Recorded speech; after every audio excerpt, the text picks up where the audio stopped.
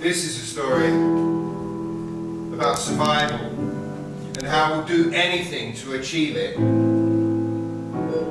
This is a story about disattachment and how sometimes it's the only way to survive. This is a story about love, but it's not a love story, no. It's about how it amplifies pain to the point where we drive away those we need the most. This is a story about when the only way is to walk away. This story is called Insensitive.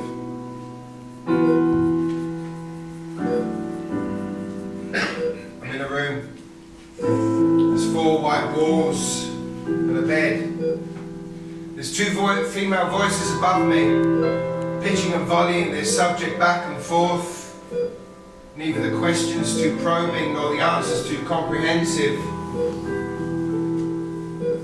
Like a heartbeat, systole, diastole.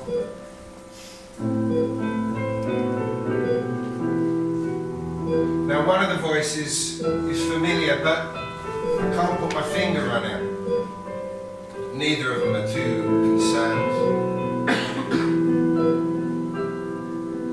Just the slow metronome beats of my heart punctuating their conversation, like bullet points awaiting information to justify my existence.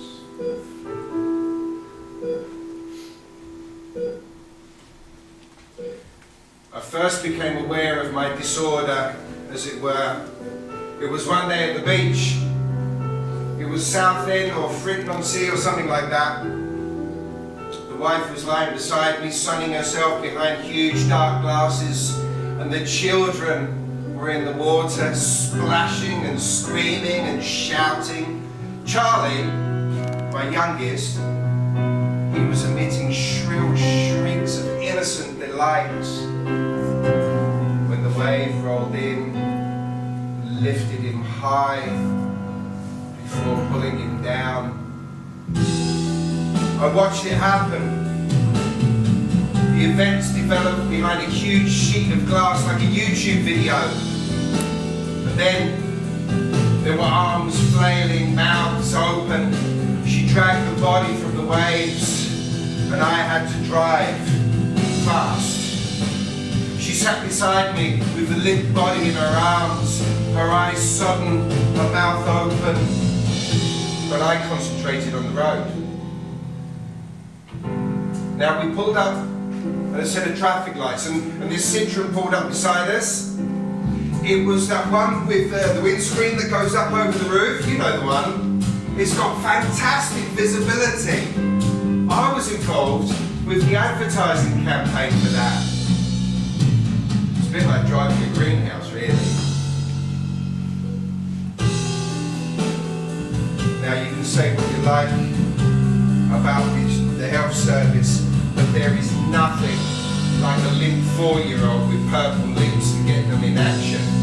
And soon he was on a gurney being bounced through big white doors to another part of the hospital. The wife was choking back the tears, trying to stay calm and tell the nurse what had happened. I don't know why they didn't ask me. She looked at me, and I knew I should have understood something, but I couldn't put my finger on what it should be. So I went out to check my emails.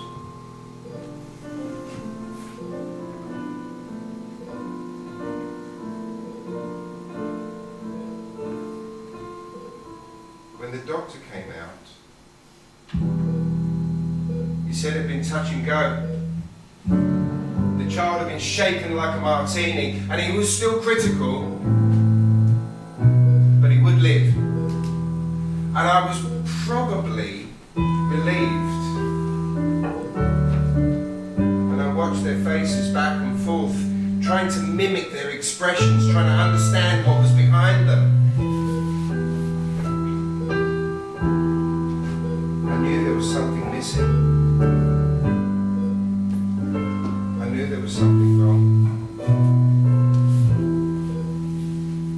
There was a ping in my pocket.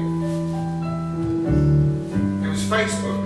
And I told myself that it wasn't important. And I took one last look at their faces before I retrieved the device from my pocket. It was a puppy meme. You know puppy memes? They're like the new cat videos. They're so cute. And when I put the phone back in my pocket, I looked up, and this was an expression that I just couldn't mimic, I couldn't understand. There was something missing.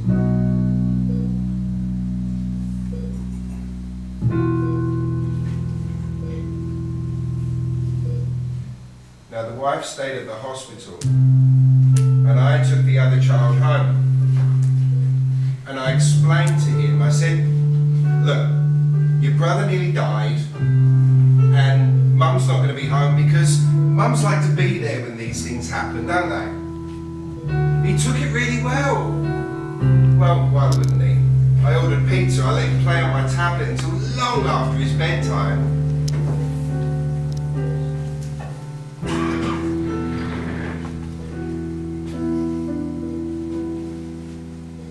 When the children came along, the soundtrack of our lives changed. Cozy nights at the pub, laughing with friends, cuddling on the sofa in the afternoon, to noise. The baby screamed all night, she screamed all day, and I tried to do my best. I got gels for the baby, I got babysitters, I even got her some sexy lingerie. But the lingerie stayed in the drawer gathering dust. The nights out were spent huddled over the phone waiting for the crisis call. And the baby continued to scream.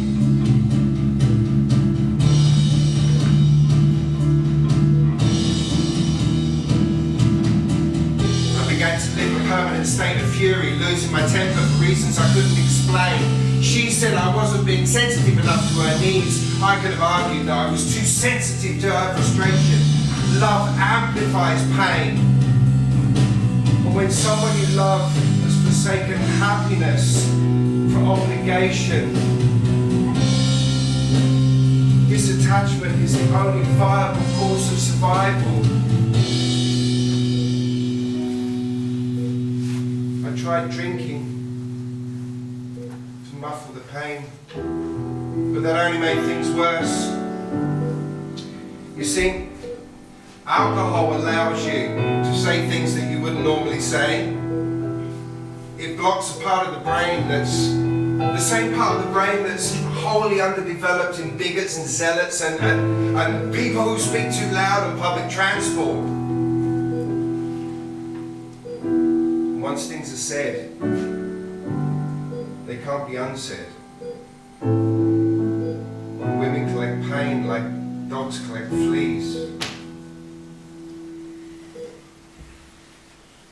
We lost our friends. Those who had children, they had no time to call. And those who didn't, now let me tell you, babies evoke sympathy and jealousy in equal measure. But basically, just a fear of contagion. My days became a circus of flying cutlery, apologies and a cold back at bedtime growling, "Fuck you!" before rolling into the next loop. Work required 110%. She demanded undivided attention. The kids needed complete care. And I got what was left.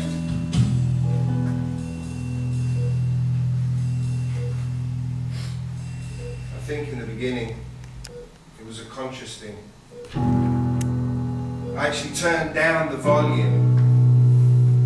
And the more I turned it down, the more it stayed down. The exhaustion of work became a haven. The relationships were similar, but I wasn't even supposed to care about them.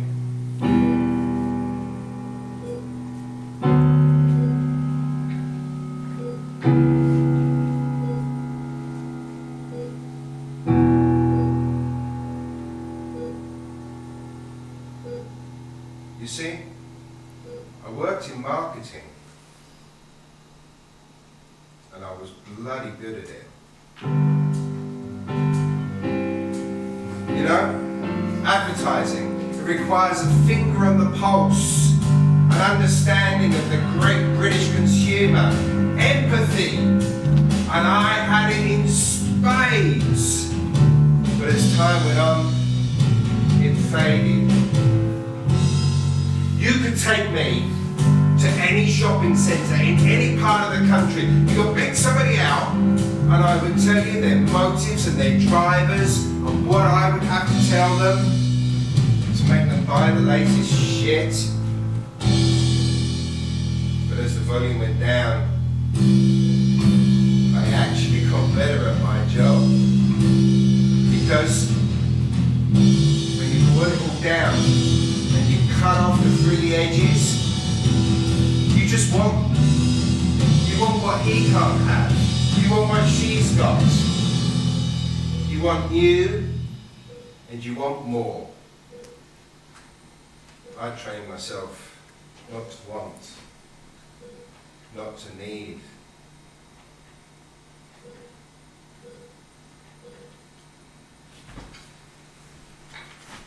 As the children grew up, the wife grew old, and I wore my ties a little tighter. But when they went to school, she went back to work. And after bedtime stories, we'd sit there and we'd talk. And she'd tell me about all the flaws in her boss and how useless her colleagues were. And I'd do my best to say the right things, but so many times I would end up on the couch, waiting for the alarm to signal the beginning of another day.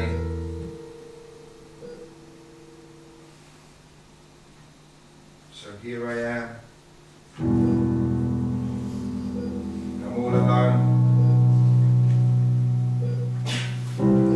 I remember events in Spartan detail, like history revision notes.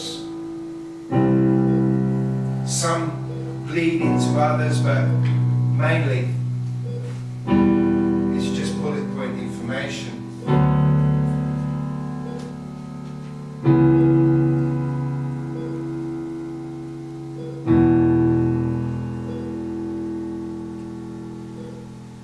The work was going well. It was me that came up with the "buy these biscuits, they're better than the cheap ones" campaign. You know that one? I got an award for that. It became a cult classic. People said it was post-ironic. I didn't get it myself. It was just this big faceless company wanting to sell more biscuits. So we got some celebrities to tell you to do it. It's a no-brainer.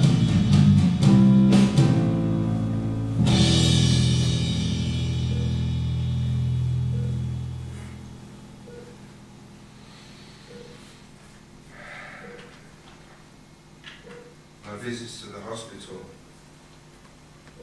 began after an event on Sunday afternoon. I was in the kitchen cooking chips, and the kids were screaming, the children, and my wife was screaming at them to stop screaming, when all of a sudden, over my shoulder came this blue Hot Wheels car. It landed with a plop in with the potatoes. I looked down, it was my favourite friend, Perry. My youngest exploded exploded in tears. And I thrust my hand into the oil and retrieved the car. Some of the plastic pieces had got a little bit soft, but I think it was okay.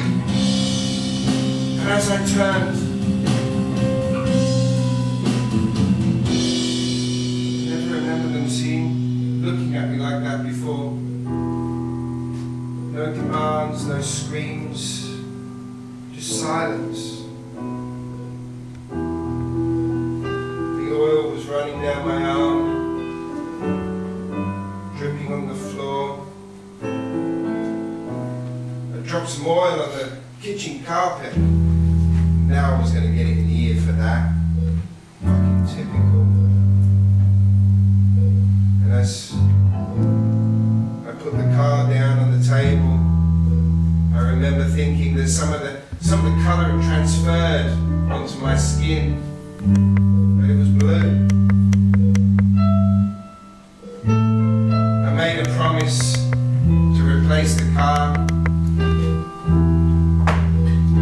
My shirt would come right in the wash.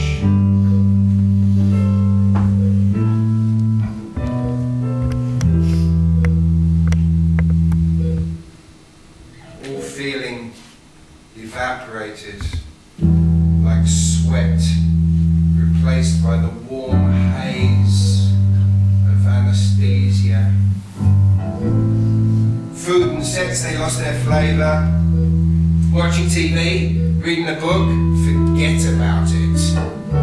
But I became strangely absorbed by documentaries.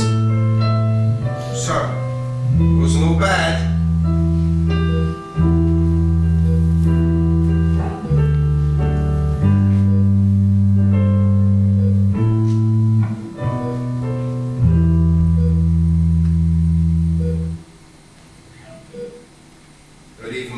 Even the relationship with the earth became tenuous, until one day my legs folded beneath me. I started tumbling down the stairs, arms and legs pirouetting above my head. I came to a sickening thud at the foot of the stairs. Some bones had articulated beyond normal tolerances, but one was making his exit through my forearm. Getting up, forget about it.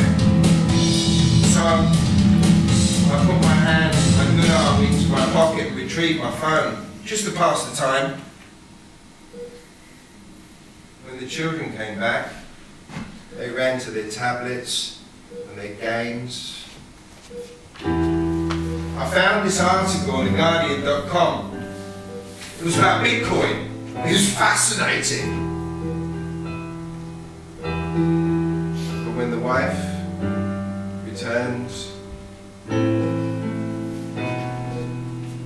the noise began.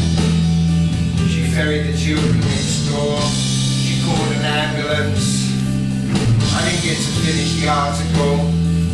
And then I'm in this ambulance and the paramedic is huffing and puffing and calling control and asking me where it hurt.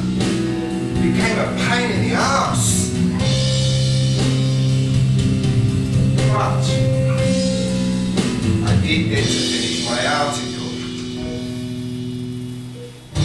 That began my residency at the University Hospital as an object of curiosity and study.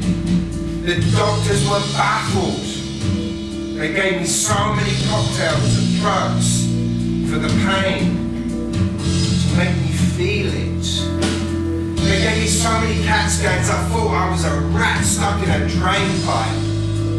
Doctors came from all over with their theories and their treatments and their drugs. It was Alzheimer's, it was Asperger's, it was autism. But my favourite was this doctor from Norway who came along and said that it was a rare bowel disorder that had caused my nervous system to collapse from the pain. I actually laughed because as the slow regular beats of my heart turned to a long flat tone. I couldn't give a shit.